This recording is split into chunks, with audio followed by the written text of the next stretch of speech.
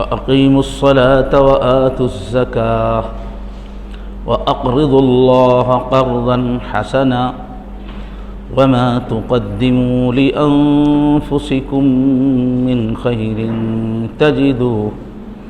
تجدوه عند الله هو خيرا وأعظم أجرا واستغفروا الله ان اللہ غفور رحیم۔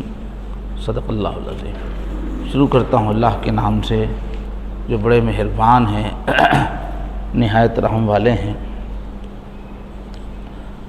بے شک آپ کا رب جانتا ہے کہ آپ اور آپ کے ساتھ آپ کے صحابہ نماز میں کھڑے رہتے ہیں، رات کا 2/3 اور آدھا حصہ اور 1/3، اور اللہ ہی رات اور دن کا پورا اندازہ رکھتے ہیں۔ اللہ تعالیٰ نے، اللہ کو پتہ ہے کہ تم اس کا صحیح شمار نہیں کر سکو گے، چنانچہ اس نے تم پر نظر رحمت فرمائی ہے، لہٰذا اب قرآن مجید میں سے جتنا آسانی سے ہو جائے پڑھ لو۔ اللہ جانتا ہے کہ تم میں سے کچھ لوگ بیمار ہوں گے، اور کچھ لوگ سفر کرتے ہیں، اور کچھ لوگ اللہ کے فضل کو تلاش کرتے ہیں، اور دوسرے کچھ لوگ اللہ کی راہ میں لڑائی کرتے ہیں، جنگ کرتے ہیں۔ اس لیے جتنا آسانی سے ہو جائے تلاوت کر لو، اور نماز قائم کرو، اور زکوٰۃ ادا کرو، اور اللہ تعالیٰ کو بہترین قرض دو، اور جو کچھ بھی تم اپنی ذات کے لیے بھلائی آگے بھیجتے ہو، تم اس کو اللہ کے پاس زیادہ بہتر حالت میں پاؤ گے اور زیادہ ثواب والا پاؤ گے۔ اور اللہ تعالیٰ سے معافی مانگو، بے شک اللہ تعالیٰ بہت معاف کرنے والے اور بہت رحم کرنے والے ہیں۔ پرسوں جو آیتیں پڑھی گئی تھی اس کے بارے میں تھوڑی تذکیر باقی ہے۔ جہنم کی غذاؤں کا تذکرہ ہوا تھا، فرمایا تھا کہ ان لدینا انکالوں و جہیمہ، بے شک ہمارے پاس بیڑیاں ہیں، بھڑکتی آگ ہے، وطعام ذا غصہ وعذاب علیما، اور حلق میں پھنس جانے والا کھانا ہے اور دردناک عذاب ہے۔ یوم ترجف الارض والجبال وکانت الجبال کثیبا مہیلا، اس دن کو یاد کرو جب کہ زمین اور آسمان لرزنے لگیں گے، اور پہاڑ بکھرے ہوئے ریتی کے ڈھیر بن جائیں گے۔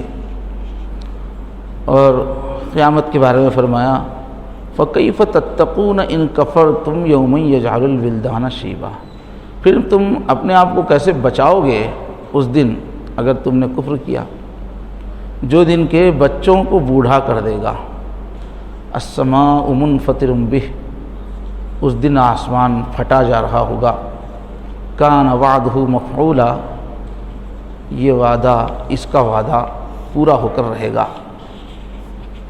تو یہی آیتیں ہیں کہ اس سے ہمارے پچھلے جو اسلاف تھے اور صحابہ کرام تھے کیسا اثر لیتے تھے۔ اصل بات کیا ہے، دل پہ آدمی کوئی بات لے تب اثر ہوتا ہے، اور اگر دل پہ نہ لے تو کتنی بڑی بات بھی کوئی فائدہ نہیں دیتی۔ تو ہمارے جو اسلاف تھے قرآن پڑھتے تھے تو اثر لیتے تھے، اور اس یقین کے ساتھ پڑھتے تھے کہ یہ حقیقت ہے اور زمین و آسمان کی جو شہنشاہ ہستی ہے اس کا فرمان ہے، تو بہت متاثر ہو کے پڑھتے تھے۔ چنانچہ اس آیت کے بارے میں آتا ہے مسند احمد میں، اور ابن ابی داؤد نے اور بیہقی نے نقل کیا ہے کہ ایک شخص نے یہ آیت پڑھی، ابھی جو آیت ہم نے پڑھی، تو خوف سے بے ہوش ہو گئے۔ اور حضرت حسن بصری کے بارے میں آتا ہے جو کہ پہلی صدی کے گویا مجدد ہیں، بہت سارے صحابہ کے شاگرد ہیں، بہت بڑے عالم تھے۔ وہ ایک دن روزہ تھے، اور پھر افطاری کے وقت جب ان کے سامنے افطار لا کے رکھا گیا، کھانا رکھا گیا، یہ آیت ان کو یاد آ گئی، ان لدینا انکالا و جحیما، دیکھو ہمارے پاس بیڑیاں ہیں، بھڑکتی ہوئی آگ ہے، اور حلق میں پھنس جانے والا کھانا ہے۔ اس آیت کا خیال ہوا، ایسا ان پہ اثر ہوا کہ کھانا نہیں کھا سکے۔ ایسے ہی دوسرے دن روزہ رکھ لیا، دوسرے دن بھی اس آیت کا غلبہ تھا، دوسرے دن بھی کھانا نہیں کھا سکے، اور پھر تیسرا دن بھی آیا، پھر روزہ رکھا، پھر تیسرے دن بھی افطار کے وقت پھر اس آیت کا خیال آیا تو پھر کھانے سے معذور ہو گئے۔ اب ان کے بیٹے نے جو ہے جا کے اس دور کے جو بڑے اہل اللہ تھے اور ان کے ساتھی تھے، حضرت ثابت بنانی اور یحییٰ بکا، علماء کے پاس وہ گئے، ان کو بلا کر لائے۔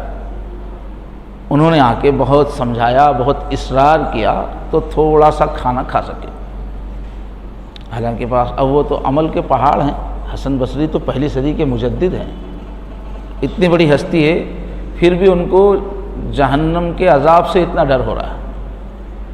ہمارے اعمال تو کیا ہیں بھائی، ایک صبح گناہ سے خالی نہیں ہے، غفلت سے خالی نہیں ہے، ایک شام غفلت سے خالی نہیں ہے، پھر بھی ہم جہنم کی آیتوں کو ایسا سنتے ہیں جیسے وہ ہمارے لیے ہے ہی نہیں، اور وہ اعمال سے، علم سے، تقوی سے بھرے ہوئے پہاڑ تھے، لیکن اپنے آپ کو اللہ کے سامنے گناہگار سمجھتے تھے، خطاکار سمجھتے تھے جہنم تو میرے لیے ہی بنی ہے۔ تو یہ آیتیں یاد آ گئی تو کھا نہیں سکے 3 دن۔ یہ تفسیر روح المعانی میں یہ واقعہ لکھا ہوا ہے۔ ایسے ہی حضرت عمر رضی اللہ عنہ، وہ تو خلیفہ ہیں، ان کے ذریعے سے پوری دنیا میں اسلام پھیلا۔ اس وقت کے جو 2 سپر پاور تھے، روم اور ایران، دونوں بھی حضرت عمر ہی کے ہاتھوں پہ فتح ہوئے، لاکھوں کروڑوں لوگوں کے اسلام کا ذریعہ بنے۔ اور حضور نے فرمایا تھا کہ میرے بعد اگر کوئی نبی ہوتے تو عمر ہوتے، اتنا بڑا ان کا درجہ تھا۔ ایک مرتبہ جب خلیفہ تھے، انہوں نے پانی مانگا، کام میں مصروفیت تھی، پانی مانگا تو دینے والوں نے وہیں شربت تھی تو شربت دے دی۔ اب کام کرتے کرتے منہ سے گلاس لگایا، محسوس کیا کہ یہ تو پانی نہیں ہے، شربت ہے، تو اس پر ان کو رونا آ گیا کہ میں نے پانی مانگا تھا لیکن شربت مل رہا ہے۔ ایک آیت ان کو یاد آ گئی، اذهبتم طیباتکم فی حیاتکم الدنیا واستمتعتم بها، کہ دنیا ہی میں جتنے تمہارے مزے تھے تم نے کر لیا۔ اللہ کافروں سے کہیں گے دنیا میں بہت مزے کر کے آئے ہو اور خوب فائدہ اٹھایا ہے تم نے دنیا سے، یہاں تو اب تمہارے لیے ذلت کا عذاب ہے۔ تو آیت تو کافروں کے لیے ہے، لیکن حضرت عمر جو خلیفہ ہیں وہ رونے لگے۔ جیسے ہی شربت محسوس کیا ہے، میں تو اللہ کیسی کیسی نعمتیں مجھے دے رہا ہے، کہیں میرے پورے اعمال کا بدلہ یہیں تو چکا کے اللہ تعالیٰ کہیں عذاب تو نہیں دیں گے مجھے۔ تو ایسا خیال آ گیا کہ آنسو نکل کے پانی میں مل گئے، اتنا ان کو یقین ہوتا تھا، دھیان ہوتا تھا۔ حضرت عائشہ رضی اللہ تعالیٰ عنہ ہے، حضور پاک صلی اللہ علیہ وسلم کی حبیبہ ہیں، ان کے بستر میں کئی مرتبہ قرآن نازل ہوا ہے۔ ان کے حق میں اللہ نے سورہ نازل کیا ہے، سورہ نور، ان کی تائید میں۔ کتنا بڑا مقام ہے حضرت عائشہ کا۔ عشاء کے بعد ایک مرتبہ نماز کے لیے کھڑی ہوئی، قیامت کی آیت آئی، وَبَدَا لَهُم مِّنَ اللَّهِ مَا لَمْ يَكُونُوا يَحْتَسِبُونَ۔ اس دن ایسے حالات سامنے آئیں گے ان کے آگے کہ جس کا وہ گمان نہیں رکھتے تھے۔ اللہ نے فرمایا قیامت میں ہر آدمی اپنے کو کوئی نیک سمجھ رہا ہے اور کوئی کیا سمجھ رہا ہے، لیکن وہاں دیکھے گا ایسا معاملہ ہوگا کہ جس کا اس نے گمان نہیں کیا وہ ہو جائے گا۔ ابھی آیت آئی تو اب روتی جا رہی ہے، اسی میں اٹک گئی، پڑھتی جا رہی، وَبَدَا لَهُم مِّنَ اللَّهِ مَا لَمْ يَكُونُوا يَحْتَسِبُونَ، وَبَدَا لَهُم مِّنَ اللَّهِ مَا لَمْ يَكُونُوا، پڑھتے پڑھتے صبح ہو گئی، روتے روتے۔ تو یہ ہے قرآن پڑھنے کا انداز کہ اللہ فرما رہے ہیں، مجھ سے فرما رہے ہیں، میرا کیا ہوگا، اس طرح پڑھنا چاہیے۔ اور تنہائیوں میں قرآن سے فائدہ اٹھانا چاہیے۔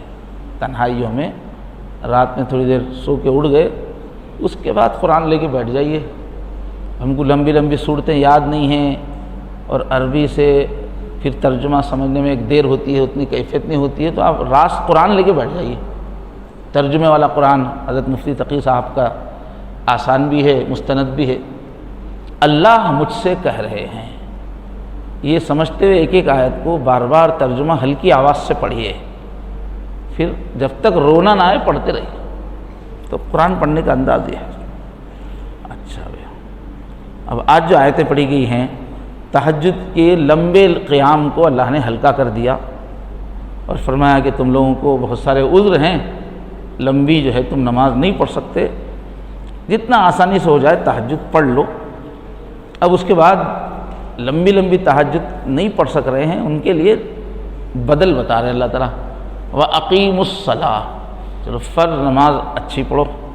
وَآتُوا الزَّكَاةَ، فرض زکوٰۃ اچھا ادا کرو.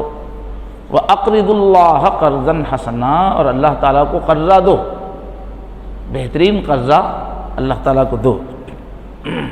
تو یہاں پر نماز سے مراد فرض نماز ہے، اور زکوٰۃ سے مراد بھی جمہور کے نزدیک یہاں فرض زکوٰۃ ہے.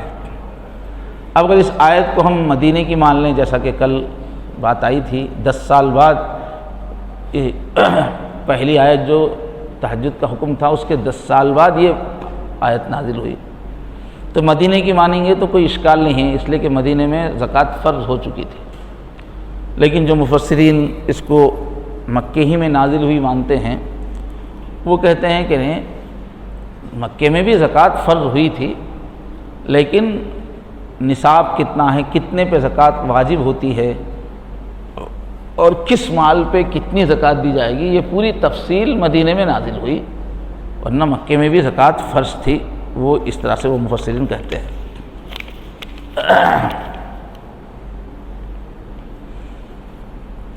تو نماز اور زکوٰۃ کے علاوہ اللہ تعالیٰ فرما رہے ہیں کہ اللہ کو قرض حسن دو. تو یہ قرض حسن کیا ہے؟ اللہ تعالیٰ کو قرضہ دینا. تو ابن زید کہتے ہیں کہ زکوٰۃ کے علاوہ جو دین کے لیے خرچ کرنا ہے، انفاق ہے، چاہے وہ جہاد میں خرچہ ہو، اللہ کے راستے میں جہاد میں سپاہیوں پہ خرچ کر رہے ہوں، سامان پہ خرچ کر رہے ہوں، یا غریبوں محتاجوں پر ضرورت مندوں پہ خرچ کر رہے ہوں، یا رفاہ عام کے کام ہیں، کوئی اسکول بنا دیا، کوئی ہاسپٹل بنا دیا، یا کوئی عام پبلک کے فائدے کا کام کیا، یا دوسرے بھائی کے بھلائی کے کام. اسی میں اللہ کو قرضہ دینے میں ہی اپنے رشتہ داروں کو، اپنے دوستوں کو دعوتیں کرنا، ان کے اوپر خرچ کرنا، ان کو ہدیے تحفے دینا، اور کوئی مہمان آئے تو مہمان نوازی کرنا، یہ بھی اللہ کو قرضہ دینے میں شامل ہے. اور علماء اور صلحاء کی خدمت کرنا، اس کا رواج ہمارے علاقے میں نہیں ہے، ہندوستان کے بعض علاقوں میں بہت زیادہ ہے الحمدللہ. یعنی اللہ کے جو نیک بندے ہم کو نظر آتے ہیں محلے میں، رشتہ داروں میں، ان کی خدمت میں ہدایہ پیش کرتے رہنا چاہیے. وہ گویا اللہ کو دے رہے ہیں، اللہ کی محبت میں دے رہے ہیں. ایسے علماء ہیں، دین کے خدام ہیں، ان کی خدمت کرتے رہنا چاہیے. امام غزالی رحمۃ اللہ علیہ نے لکھا ہے کہ صدقات میں سب سے زیادہ اعلیٰ صدقہ، اللہ کے قرب کو کھینچنے والا سب سے اعلیٰ صدقہ وہ ہے علماء کو تحفہ دینا، ہدیہ دینا. اس لیے کہ وہ چلتا پھرتا دین کا ادارہ ہے، ان سے ہی دین زندہ ہوتا ہے. تو یہ تفسیر میں سب لکھا ہے. بعض نے کہا کہ زکوٰۃ کے علاوہ بھی تو اور بھی چیزیں واجب ہیں، اس کی طرف اس میں اشارہ ہے. صرف زکوٰۃ لازم نہیں ہے. حدیث شریف میں ان فی المال لحقا سوى الزکاۃ، زکوٰۃ کے علاوہ بھی بے شک ہمارے پیسے میں اللہ کا حق ہے. تو جیسے اس میں بھی یہ والدین پہ خرچ کرنا ہے، واجب ہے، بیوی پہ خرچ کرنا ہے، بچوں پہ خرچ کرنا ہے، اور جب بھی کوئی ضرورت مند سامنے آئے اس پر خرچ کرنا ہے. اور یہاں اللہ تعالیٰ اس خرچ کو کیا بول رہے ہیں؟ قرضہ. مجھے قرضہ دو بول رہے ہیں. یہ قرضہ بہترین قرضہ ہی ہے، اس کے بارے میں شک مت کرو کہ یہ ڈوب جائے گا. مجھے قرضہ دو. تو اس میں کیا ہے؟ یہ لفظ استعمال، اللہ تعالیٰ تو بے نیاز ہیں، پورے زمین و آسمان کے خزانے ان کے پاس ہے، ان کو کسی کے قرضے کی کیا ضرورت ہے. لیکن بندہ دیتا ہے تو اللہ کہتے ہیں تو مجھے قرضہ دے رہا ہے. اس بولنے میں کیا ہے؟ ایک لطف ہے کہ تم جو دے رہے ہو نا، مجھے قرضہ دے رہے ہو بھائی، تو بندے کے اوپر ایک مہربانی کے طور پر، ہمت افزائی کے طور پر، محبت کے اظہار کے طور پر ہمارے خرچ کو اللہ کیا کرے؟ اچھا مجھے قرضہ دے رہے ہو تم۔ اور اس میں یہ بھی پہلو ہے کہ دیکھو مجھے جو دو گے تو ضرور لوٹاؤں گا، میں کوئی لے کے ڈبانے والا نہیں ہوں، میرے پاس پیسے کی کمی نہیں ہے، تم جو کچھ میرے لیے خرچ کرو گے میں ضرور اس کو لوٹاؤں گا۔ تو اصول تو یہ ہے کہ کم سے کم 10% تو بڑھا کے دیتے ہیں، اب اس کے بعد جتنا اخلاص ہے وہ بڑھاتے چلے جاتے ہیں۔ اللہ رکھتے نہیں، اللہ کے لیے، دین کے لیے جو بھی خرچ کیا جائے اللہ اس کو اپنے اوپر رکھتے ہیں، اس کو فوراً بڑھا کے واپس لوٹاتے ہیں۔ آگے فرمایا وَمَا تُقَدِّمُوا لِأَنفُسِكُم مِّن خَيْرٍ تَجِدُوهُ عِندَ اللَّهِ، اور جو بھی تم اللہ کے آگے پیش کر رہے ہو، یہاں سے دنیا سے بھیج رہے ہو، جو بھی نیکی، جو بھی بھلائی، وہاں جا کر تم دیکھو گے تو بہترین شکل میں اس کو دیکھو گے اور اس کا اجر جو ہے بہت زیادہ تم دیکھو گے۔ تو اس پہ ایک نقطہ تو مفسر نے لکھا، اللہ تعالیٰ ترغیب دلا رہے ہیں کہ جلدی سے بھیج دو، جس وقت جو صدقہ خیرات ہو سکتا ہے، نیکی ہے، کرو۔ یہ نہیں کہ بھائی کریں گے یہاں تک کہ موت کا وقت قریب آ گیا، اب بستر پہ پڑے ہوئے ہیں، اب بول رہے ہیں بچوں کو کہ میری فلاں جائیداد فلاں اس میں دو، فلاں چیز فلاں۔ حضور نے فرمایا اب تم کیا، وہ تو ان کی ہو چکی ہے، اب تمہارا کہاں ہے؟ تمہارا تو موت کے قریب وقت آ گیا، تمہاری کیوں چلے گی؟ اب تو ان کی ہو گئی، اب اس میں کیوں بولو؟ جب تک تمہارے ہاتھ میں تھا اس وقت تم کو بولنا چاہیے تھا۔ اور بھی حدیث میں تصدق وانت صحیح شحیح، فرمایا کہ صدقہ اس وقت کرو، خرچ اس وقت کرو جبکہ تم ابھی اچھی طرح صحت مند ہو اور ابھی بہت ساری پلاننگ تمہارے ذہن میں ہے، باغ خریدنا ہے، کار خریدنا ہے، بزنس بڑھانا ہے۔ جس وقت استعمال کرنے کے لیے 1000 تجویزیں تمہارے سامنے، اس وقت ان کو روک کے دین کے لیے خرچ کرو، غریبوں پہ خرچ کرو۔ اب بوڑھے ہو گئے، نہ بزنس کرنے کے قابل ہوئے، نہ کچھ کرنے کے قابل ہوئے، اب جو ہے پیسہ دوسروں کو دینا چاہ رہے، فرمایا یہ صحیح نہیں ہے۔ نہیں، اس وقت بھی ٹھیک ہے، کم سے کم نجات ہو جائے گی، لیکن اللہ کیا چاہتے ہیں کہ اپنی خواہشات کو روک کر دو، اپنی پلاننگ منصوبوں کو روک کر وہ پیسہ جو ہے تم اللہ کے لیے دینا سیکھو۔ اچھا، دوسرے جو بھی بھیج دیا ہے وہ تمہارے لیے روک کے جو تم نے رکھا ہے اس سے بہتر ہے۔ جتنا پیسہ تم نے خرچ نہیں کیا، روک کے رکھا ہے، وہ بہتر نہیں ہے، جو تم نے دے دیا وہ بہتر ہے۔ تو اس کے بارے میں ایک حدیث ہے، ابن مسعود رضی اللہ عنہ سے روایت ہے، حضور نے صحابہ سے پوچھا ایکم مالہ احب الیہ من مال وارثہ، محفل میں پوچھا اچھا بولو بھائی تم میں سے کس کو اپنا مال زیادہ پسند ہے اپنے وارث کے مال سے؟ تمہارے بعد تمہارے جو بچے ہوں گے ان کا جو مال ہے وہ زیادہ تم کو پسند ہے، یا تمہارا اپنا جو مال ہے تمہارے اپنے پاس جو ہے وہ تم کو پسند ہے؟ تو صاحب نے کہا کہ بالکل جو ہمارے پاس جو مال ہے وہ پسند ہے، ہمارے بعد بچوں کے پاس جو ہوگا اس سے ہم کو کیا دلچسپ۔ حضور نے فرمایا اعلموا ما تقولون، اچھا سوچ کے بولو، سوچو اچھا جو تمہارے پاس ہے وہ پسند ہے یا بچوں کے پاس رہے گا وہ پسند ہے وارثوں کے پاس؟ صاحب نے کہا نہیں ہم نے بہت سوچ لیا، ہم کو تو یہی سمجھ میں آتا ہے۔ تو حضور نے فرمایا انما مال احدکم ما قدم ومال وارثہ ما اخر، کہ جو تم نے بھیج دیا آخرت کے لیے وہ ہو گیا تمہارا، جو صدقہ کر دیا، جو خیرات کر دیا وہ ہو گیا تمہارا، اور جو تم نے رکھا ہوا ہے ابھی تک وہ دوسروں کا ہو گیا، وہ وارثوں کا مال ہے، وہ تمہارا نہیں۔ تو مال کو خرچ کر کے اپنا بنا لینا ہے، جتنا مال ہم خرچ کریں گے وہ اپنا ہو گیا، جتنا مال ہم نے بچا کے رکھا صدقہ خیرات نہیں کیا وہ دوسروں کا ہو رہا ہے۔ بخاری نسائی کی روایت ہے۔ اور فرمایا ہوا خیرم و اعظم، تم جتنا دیکھو گے نا دیکھو گے وہاں میرے پاس آؤ گے تو اتنا نہیں ملے گا، بہت بڑا چڑھا کے دوں گا۔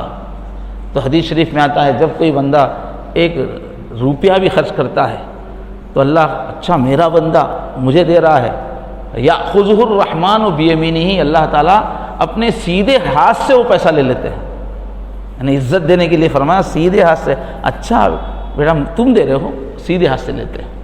اور فرمایا پھر اس کو اپنی ہتھیلی پہ رکھ کے اس پیسے کو اللہ پالتے ہیں، میرے بندے کا بھیجا ہوا روپیہ ہے، اس کو پال کے بڑا کرتے رہتے ہیں۔ فرمایا جس طرح تم لوگ جس اونٹنی کے بچے کو دودھ چھڑانے کے لیے الگ کر دیتے ہو تو ماں کا دودھ چھڑا دیا تو اس کی صحت کا بڑا خیال رکھتے ہو، پھر تم اس کو چارہ کھلا کھلا کے موٹا تازہ کرتے ہو۔ اسی طرح تمہارا صدقہ جو میرے نام پہ نکل گیا تو میں بھی اس کو پالتا ہوں، جس طرح تم بکری کے بچے کو پال کر کے موٹا کرتے ہو، میں بھی، اللہ کہتے ہیں میں بھی تمہارے دیے ہوئے روپیے کو موٹا کرتا ہوں، پالتا ہوں۔ فرمایا یہاں تک کہ قیامت پہ جائے گا تو وہ پہاڑ دیکھے گا نیکیوں کا، صدقے کا پہاڑ، بولے گا یا اللہ میں تو اتنا کروڑ پتی تھا ہی نہیں، میں نے اتنا صدقہ نہیں کیا۔ تو اللہ فرمائے کہ بندے یہ تیرا ہی دیا ہوا فلاں دن کا روپیہ ہے، میں نے اس کو پال کے بڑا کیا ہے، ورنہ یہ تیرا ہی ہے۔ تو ایسے ہیں اللہ تعالیٰ قدردان۔ اور اب ان دنوں میں ہم خاص طور پہ روزے رکھ رہے ہیں تو صدقات کا بھی اہتمام کریں، ابھی بھی اور زندگی بھر میں بھی، اس لیے کہ گناہوں کے عذاب سے بچانے میں جیسے روزے کو تاثیر حاصل ہے، ایسی صدقے کو بھی تاثیر حاصل ہے۔ اللہ کے نبی نے فرمایا الصوم جنہ، روزہ جہنم کے مقابلے میں ڈھال ہے۔ ایسے ہی فرمایا الصدقۃ تطفئ غضب الرب، صدقہ اللہ کے غصے کو ٹھنڈا کر دیتا ہے۔ اور حضور نے فرمایا کہ جہنم کی آگ سے اپنے آپ کو بچاؤ، چاہے آدھی کھجور دے کر ہی صحیح، تمہارے پاس کچھ بھی نہیں ہے، آدھا ہی کھجور ہے دینے کے لیے، اتنا ہی کر سکتے ہو، اتنا بھی کرو، صدقہ کرو، اس سے تم جہنم کی آگ سے اپنے آپ کو بچاؤ۔ اور آخر میں اللہ نے فرمایا واستغفر اللہ، اللہ تعالیٰ سے معافی مانگو، ان اللہ غفور الرحیم، اللہ تعالیٰ بہت معاف کرنے والے رحم۔ تو پوری نیکیوں کا، رات کی تہجد کا حکم ہے، نماز کا، صدقے کا حکم دے کے آخر میں کیا کر رہے ہیں؟ استغفار کرو، بولے سب کچھ کر کے بھی میں کچھ نہیں کیا، یہ رہنا ذہن میں۔ فرمایا قرآن مجید میں کہ رات بھر وہ عبادت میں گزارتے ہیں اور جب صبح ہوتی ہے تو روتے رہتے ہیں یا اللہ ہم سے کچھ نہیں ہوا۔